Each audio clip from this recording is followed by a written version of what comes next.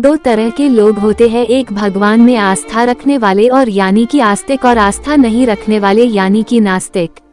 ये कहानी आस्था रखने वाले लोगों को ज्यादा पसंद आएगी। हो सकता है इस कहानी को पढ़ने के बाद उनकी आस्था और ज्यादा पक्की हो जाए। एक आदमी जो जीवन भर राम नाम जपता रहा, अब वो बूढ़ा हो गया था।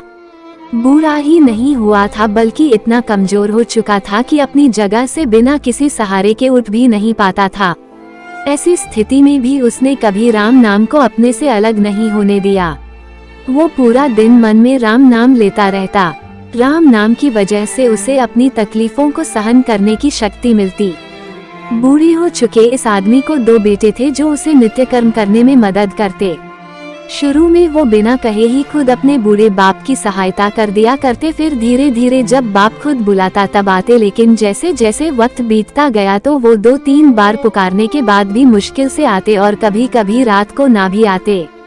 अब हालत ऐसी हो चली थी कि अक्सर बूढ़ा बिस्तर गंदा कर दिया करता और जब तक उसके बेटों से सहायता ना मिलती ऐसे ही गंदे बिस्तर में पड़ा रहता।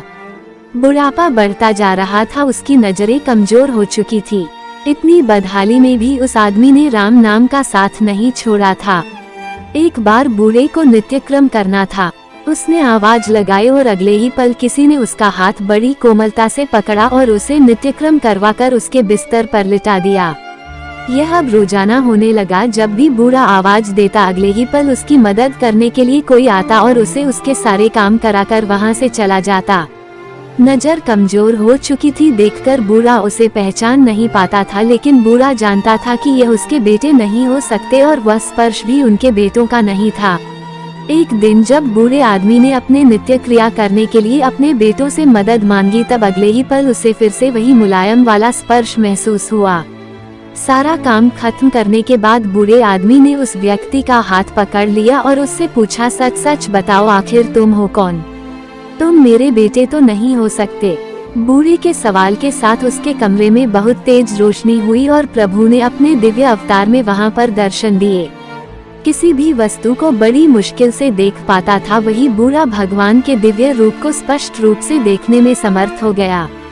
जिस भगवान का नाम वह पूरा जीवन लेता रहा, उसे अपने पास पाकर बूढ़ा उनके चरणों में गिर पड़ा और बोला, भगवान मैं धन्य हो गया जो आपने मुझे साक्षात दर्शन दिए।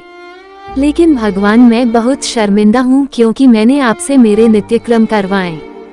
भगवान ने कहा, मेरे लिए सारे काम एक जैसे हैं, अगर वह काम मुझे अपने भक्तों के लिए करना पड़े तो मुझे सभी कामों में खुशी मिलती है। बूढ़े ने हाथ जोड़ते हुए भगवान से कहा, लेकिन भगवान आप ये सब करने के बजाय मुझे मुक्त ही क्यों नहीं कर देते? क्या आपके दर्शन मात्र से मेरी मुक्ति संभव नहीं है?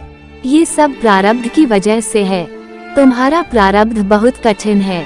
अगर मंद होता तो मेरे दर्शन मात्र से तुम मुक्त हो जाते।